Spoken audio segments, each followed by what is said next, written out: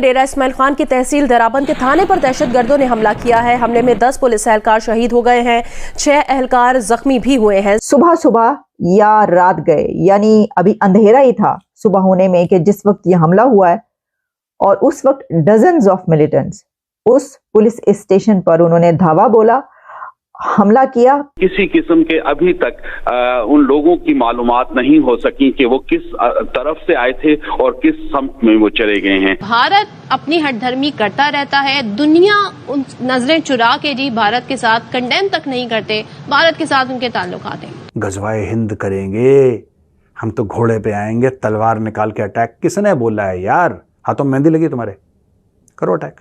कुछ नहीं है, तुम लोग चोर उचक्के हो, तुम्हारे लीडर चोर उचक्के हैं, कश्मीर के नाम पे पैसे खाते। 5th जनरेशन वॉरफेयर के जरिए हमारे कौमी इदारों के खिलाफ नौजवानों के जहनों में नफरत भरी जा रही है। पाकिस्तान के वजूद पर भी शकूक पैदा किए जा रहे हैं।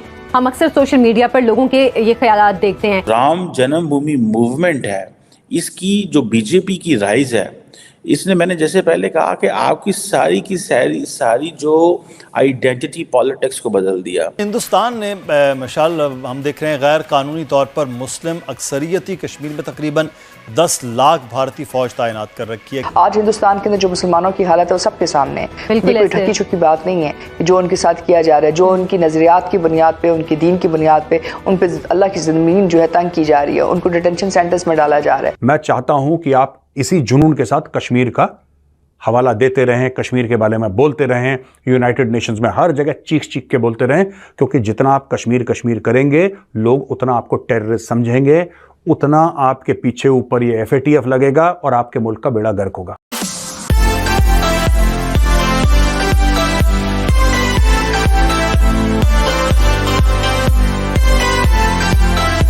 नमस्कार दोस्तों 5 जनवरी को पाकिस्तान पूरे देश में कश्मीर डे मनाता है। एक टांग पर खड़े होकर भारत के खिलाफ प्रोटेक्ट करता है। और लेकिन दोस्तों, पाकिस्तान के लिए आज मातम डे बन चुका है। जिस तरह से कुछ टेररिस्ट ने एक पुलिस स्टेशन पर अटैक किया है और 10 से ज़्यादा पुलिसकर्मियों को जन्नत पहुंचा दिया है।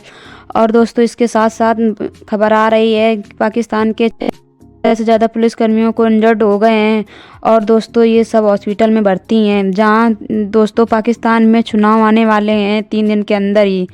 और दोस्तों, दूसरी तरफ पाकिस्तान में लगातार टेरर अटैक बढ़ रहे हैं। और हम सब ये भी जानते हैं कि पिछले कई सालों से जब भी इलेक्शन होते हैं तो पाकिस्तान में टेरर अटैक बढ़ जाते हैं। दोस्तों, अब पाकिस्तान की मौत जल्दी आने वाली है। और दोस्तों, इसके साथ साथ काफ़ी सारे देशों ने पाकिस्तान के लिए अलर्ट भी जारी किया है और अपने नागरिकों को कहा है कि पाकिस्तान को ट्रेवल ना करने दें। पाकिस्तान में बहुत सारे टेरर अटैक हो सकते हैं और वायरस भी काफ़ी सारा बढ़ सकता है।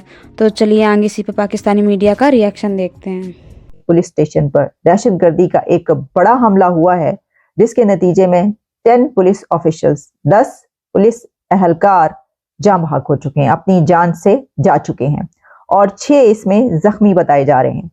और इसमें जो लड़ाई हुई है पुलिस ऑफिशियल्स और दहशतगर्दों के बीच, वो घंटों तक जारी रही है। रात गए ये वाकया हुआ है तहसील दराबंद के थाना चौदवान में, जहां पे रात के अंधेरे में, जब ज्यादा इम्कान यही है कि ये सो रहे थे, और इस बीच चारों अतराफ से नामालूम दहशतगर्दों ने इस चौदवान थाने पे हमला किया है, और जिसमें इब्तदाई इत्तलात के मुताबिक 10 एहलकार शहीद हैं और 6 जख्मी हैं। इस वाक़े के फौरन बाद क्विक रेस्पॉन्स फोर्स और मकामी इत्तलात के मुताबिक जो नफरी है वो बुलाई गई है। ताहम इस बीच में जब जवाबी फायरिंग की गई है, तो चूंकि रात का वो था तो इसमें वो फरार होने में कामयाब हो गए हैं। अब तक जो हमने ऑफिशियल से मालूम किया है कि इसमें किसी किस्म के अभी तक उन लोगों की मालूमात नहीं हो सकी कि वो किस तरफ से आए थे और किस सम्त में वो चले गए हैं। चूंकि ये इलाका बॉर्डरिंग इलाका है डेरा इस्माइल खान का, एक तरफ ये बलूचिस्तान जिला से बलूचिस्तान सूबे से मिलता है, दूसरी तरफ ये शिमाल में ये जनूबी वजीरिस्तान से, और जनूब में ये पंजाब जिला से इसकी सरहदें मिलती हैं। तो इस हवाले से इसकी डायनामिक्स ऐसी है कि इस इलाके में अब से अगर एक माह पहले भी द्राबन थाने से मुल्हिका जो बिल्डिंग थी जहां पे हमारी फोर्सेस यहां पे तैनात थी, वहां पर भी इसी नौयत का एक हमला हो चुका है। डजन्स ऑफ मिलिटेंट्स उस पुलिस स्टेशन पर उन्होंने धावा बोला, हमला किया। पहले पुलिस स्टेशन के बाहर खड़े होके वहां पर मौजूद थे और अंदर से पुलिस ऑफिशियल्स के बीच लड़ाई जारी रही। कई घंटों की ये लड़ाई थी, 2.5-3 घंटे कहे जा रहे हैं, लेकिन आपको पता है कि मीडिया पे कम बताया जाता है, हो सकता है कि इससे भी ज्यादा घंटों तक ये लड़ाई जारी रही हो। और उसके बाद फिर वो थाने के अंदर घुस गए और फिर 10 पुलिस ऑफिशियल्स को मार के वो फरार होने में भी कामयाब हो गए हैं। अभी तक जो इंफॉर्मेशन आ रही है वो यही है। और इसमें जो इसकी डिटेल्स हैं वो ये हैं कि DI खान, डेरा इस्माइल खान KPK, वहां पर दहशतगर्दों के थाने पर हमले में 10 एहलकार अभी तक जान से जा चुके हैं, जबकि 6 ऑफिशियल जख्मी हैं। पुलिस के मुताबिक DI खान के डिस्ट्रिक्ट दराबिन के थाने पर रात गए नामालूम दहशतगर्दों ने हमला किया और फिर इसके हमला हुआ उसमें ड्यूटी पर मौजूद 10 ऑफिशियल्स जो हैं उनको वो मार के फरार होने में भी कामयाब हो गए। सोर्सेज ये बता रहे हैं कि इसके बाद दहशतगर्द फरार होने में कामयाब हो गए और पुलिस और सिक्योरिटी फोर्सेस ने अब उनकी तलाश के लिए सर्च ऑपरेशन शुरू कर दिया। अब जब वो फरार हो गए तो उसके बाद ढूंढने से क्या वो मिल जाएंगे? क्योंकि देखिए, हैरानी की बात यह है कि ये बात एक तरफ ये बात कही जा रही है कि कई घंटों तक ये जारी रही। अगर 3-4 घंटे तक भी ये लड़ाई जारी रही है तो उसके बाद वो दहशतगर्द फरार होने में कैसे कामयाब हो गए? क्योंकि उन घंटों के अंदर, इतने घंटों के अंदर तो ये खबरें दूर दूर तक फैल जाती हैं और फिर जिस जगह पर ऐसा हमला होता है उससे पहले हमने देखा, क्योंकि ये कोई नई बात तो है नहीं, पाकिस्तान में तो इस तरह के हमले अब डेली बेसिस पर हमें देखने को मिल रहे हैं। तो ऐसा कैसे हो सकता है कि ये खबरें जब दूसरी जगहों पर ना पहुंची हो तो उनको हेल्प के लिए और वहां पर नफरी ना भेजी गई हो, पुलिस और ना भेजी गई हो? ये बड़ी अजीब सी बात है। लेकिन अभी और आगे डिटेल्स आएंगी तो हमें पता चलेगा कि असल में हुआ क्या है।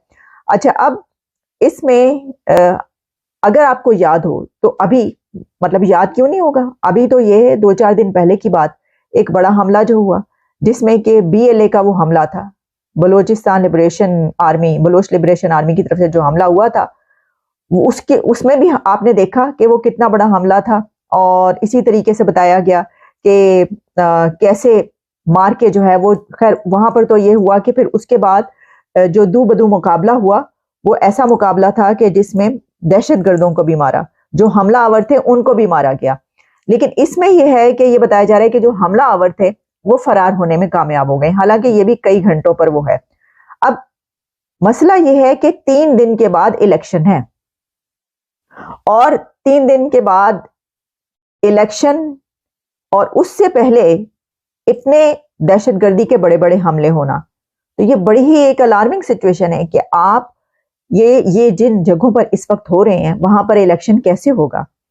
ये समझ में ना आने वाली बात है। मैं देख रही थी कि ये कहा जा रहा था, खबर ये भी आ रही थी कि बलूचिस्तान के कुछ इलाके जो कि बड़े सेंसिटिव कहे जाते हैं, ऐसे एरियाज हैं, वहां पर जो इंटरनेट है वो बंद रहेगा, क्योंकि सेंसिटिव एरियाज हैं। तो जब इलेक्शन का दिन होगा तो वहां पर बंद रहेगा। एक तो मुझे समझ नहीं आती कि अगर सेंसिटिव एरिया तो इंटरनेट बंद होने से क्या होगा, ये क्या बात है? यानी वहां पर अगर ऐसे कोई वाकयात हो रहे होंगे तो वो इंटरनेट पर ना जाएं, इसका मतलब ये है, या इसका क्या मतलब है? या फिर ये कि अगर यानी सिक्योरिटी के पॉइंट ऑफ व्यू से वो बड़े हसास इलाके हैं कि अगर कोई हमला होने वाला हो तो वो जो दहशतगर्द हैं वो इंटरनेट ना यूज कर सके। तो देखिए, उनको इंटरनेट की तो जरूरत ही नहीं है, ये तो भूल जाएं कि अब वो ऐसे, उनको इसकी कोई कमी है।